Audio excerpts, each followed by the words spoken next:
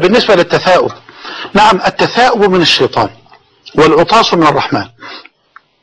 التثاؤب من الشيطان والعطاس من الرحمن، فعلى الأخت أن تدفع التثاؤب قدر المستطاع، يعني أن تدفع التثاؤب وأن تضع يدها على فمها وأن تدفعه ما استطاعت إلى ذلك سبيلا، ما استطاعت إلى ذلك سبيلا. وعليها أيضا يعني عند بعض أهل العلم من قال يعني عليها أن تكثر من الاستعاذة، لأنه من الشيطان، تكثر من الاستعاذة.